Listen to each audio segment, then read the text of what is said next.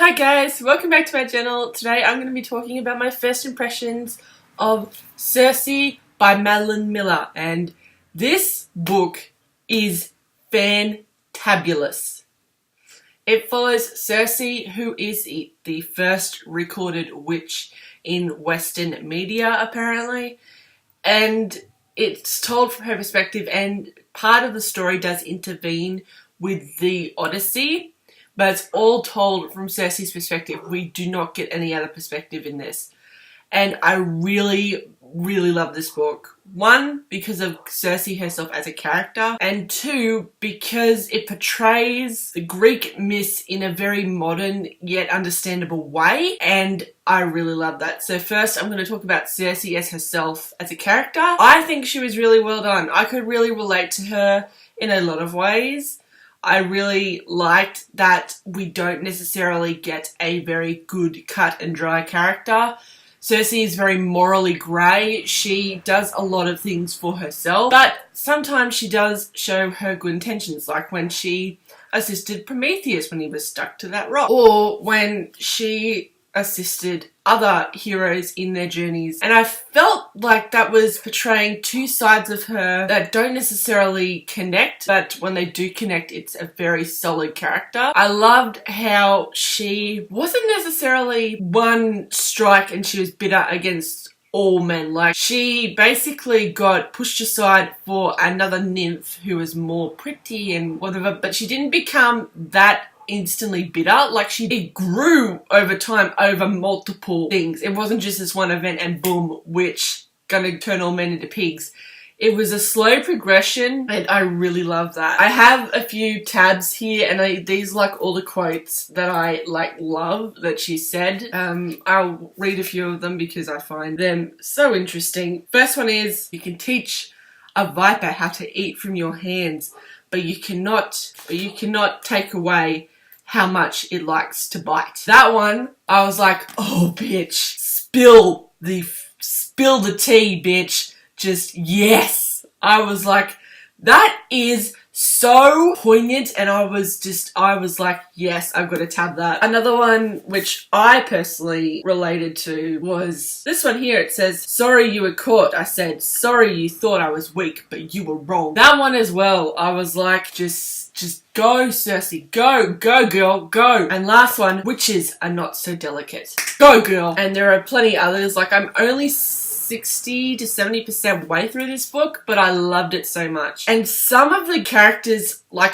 Hermes, I kind of pictured from like the Hercules animated movie, but he was a force that I didn't like. No, like, I understood how they fell in love, why they were lovers, I understood that, but this portrayal of the gods as what they were was very good. Like, there are points where I was like, because I'm also reading the myths read by Stephen Fry, the Greek myths, and just the way that the gods sort of think they're all that, despite the fact that they have done some horrible things to us mortals and think that we mortals are beneath them.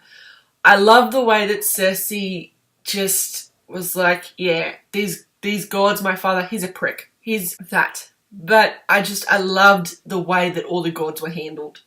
And I loved that Madeline Miller didn't sugarcoat anything. I also want to mention the stories that Circe goes through. Like, there is one point where she reunites with her sister to help her sister give birth to this horrible creature that she gives birth to. And she meets the father of Enquiries, and I believe she falls in love with him. But it's just, she goes through all this stuff and she does it with such grace, and I loved all the stories had a little mini arc, and then they came to the end and then it was time for the next one. And when Circe got to her island that she stays on, oh, I was so thankful, because I thought there was going to be whinging. I thought there was going to be whinging of the highest degree. But no, Circe takes it all in stride and she just makes a home for herself. She finds out that this house is stocked with food, but then she goes out and finds that there's food on the island. She figures out that she must tie her hair back so it doesn't get caught in the branches, or she must tie her dress up to her knees as the thorns won't pull on it and make them raggedy. And then she learns how to spin fabric and create stuff for herself, and I I liked her resilience. She made exile into a place where she could learn her craft and perfect it. And I love the positive portrayal of her in this book. It wasn't all good, and she's not an all good character, but I really loved the portrayal of Circe in this. And may I just say that the UK ANZ cover of this, I love it so much. I prefer it over the American cover, and I think this one suits a lot more. And yeah, I really am enjoying this book, and I can't wait to see how it ends. And I'm like that way in. Also, I think my bookmark for the book is very appropriate given it's Meg from Hercules. And I thought this was so good of a bookmark because, you know, myths of Meg and Hercules. I love it, and I will read one more quote to end off this video because this was the one quote where the other quotes I was like, yes, yes, yes. But this one quote I think spoke to me because of my experiences in life. But in a solitary life, there are rare moments where another soul dips near yours and as stars once a year brush the earth, such a constellation he was to me. That quote about people who come into your life and they just etch onto you is so very poignant to me, and I loved it so much, and I love this quote. It's one of my favourite quotes out of the book. It just made me look at my life and just appreciate the people who have come and dipped their soul onto mine, and these quotes are just so fitting for me, and I really love them. So that is my review of Circe by Madeline Miller.